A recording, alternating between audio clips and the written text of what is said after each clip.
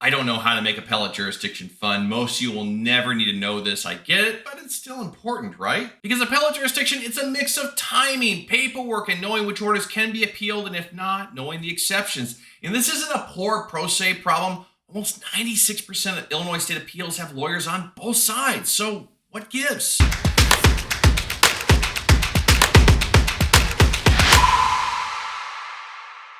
Hello, before I get started, I gotta do my usual pandering. YouTube doesn't pay me, but the like and subscribe help me figure out which topics to cover in the future. And last year, I covered Appellate Rule 341. This year, jurisdiction is kind of the hot topic because, well, here's what got smoked in just the last month. In Ellis, we had the appellant who waited more than 30 days to appeal. Case is over. Castleton waited too long to file a motion to reconsider. Double whammy there. Old Second National Bank foreclosure case appealed the wrong order. Didn't timely file for a stay of the house auction. McClellan, defective notice of appeal. By the way, the notice of appeal is a fill-in-the-blank form. Despite this, I still see lawyers custom draft their own. That's up to you, but for me, why risk it? Parker, which I covered recently, confusion over what constitutes a successive post-judgment motion. In addition, there are a large number of appeals thrown out before it reaches a published order. I had one tossed last month in the 3rd District. I'll get to that in just a little bit. And I will get to that in just a little bit. I wanted to clarify, I had the other side's case tossed, not mine. Sorry about that.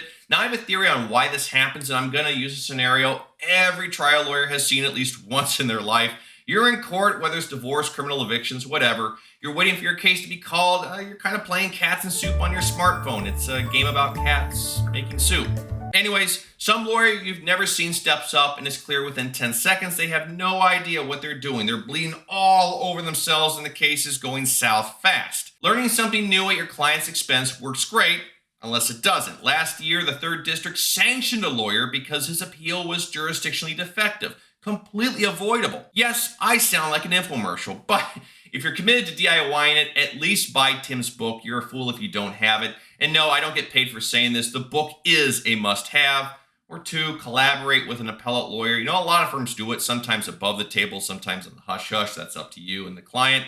Keep the business, have someone else making sure all the I's were dotted and T's crossed. Because as you read through both volumes of Tim's treatise, a lot of these jurisdictional minefields aren't written in the 300 series. They're creatures of case law. And using the appeal I had dismissed last month as an example, some of these obscure cases that clarify what can and can't be appealed dodge the Lexis or Westlaw search algorithms, I think, because the cases are super old and written in a way that doesn't translate well into a key cite or headnote. However, you will find these cases in Tim's treatise, so just a suggestion. Now, before I go, the next video will not be a sales pitch, but it will be a first of sorts.